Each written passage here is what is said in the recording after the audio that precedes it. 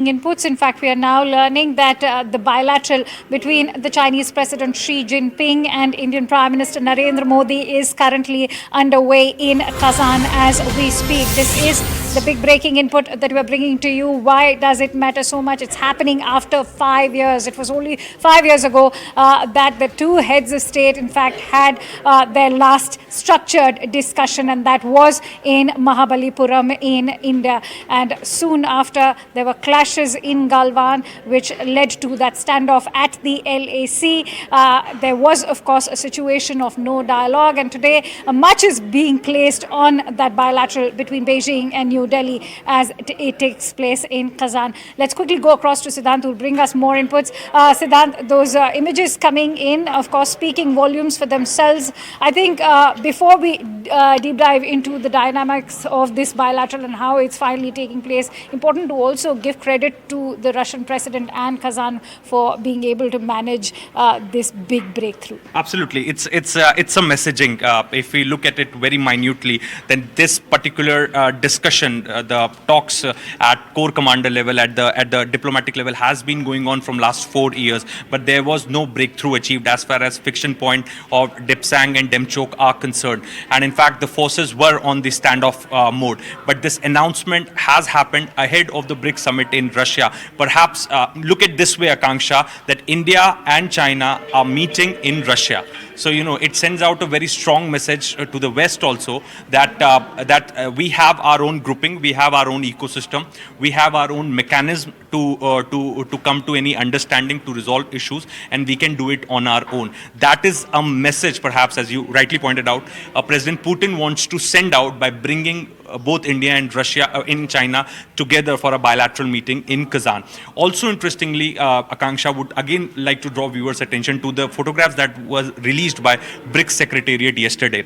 Putin in between, on the right Prime Minister Modi, and on the left is Xi Jinping. And that's how they were seated at the gala dinner also. Yes, that was a sitting arrangement at the gala dinner, and that was a sitting arrangement today at the plenary session also. So it's the messaging from the Putin that I can also resolve the issues. I can, if not directly, then also I can provide a platform. BRICS is also a grouping where ice breaking also takes place. It's not only about the multilateral issues, but if two countries from the same grouping have bilateral issues, they can also come up for the discussions and they can resolve the issues. That's a very interesting point that you're making, which is why I want to bring you in.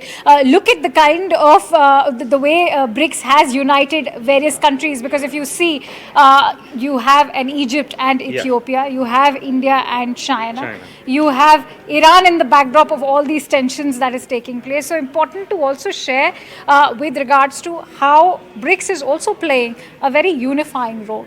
Absolutely, Akanksha, very, very unifying role, and also very interesting to highlight here that even at the peak of standoff and differences with China, India never skipped BRICS meeting, because India's position has been very clear that India is the founding member of BRICS, and India has a responsibility to represent the aspirations of the countries from the global south, and B, also to use this platform best in its own national interest. That is also an idea, and that is exactly what India is doing today.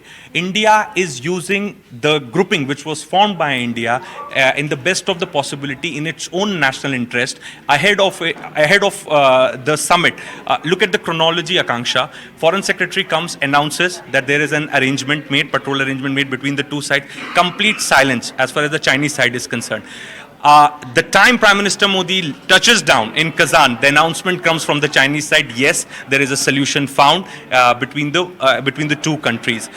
Late in the evening, Foreign Secretary again confirms that there is meeting which is going to take place between the two leaders. So a grouping which was founded by India, a grouping which India has found is now witnessing the closure of the standoff between the two countries, and also the arrangement has been found between the two countries, and now both leaders are meeting. Akanksha, this is just a beginning.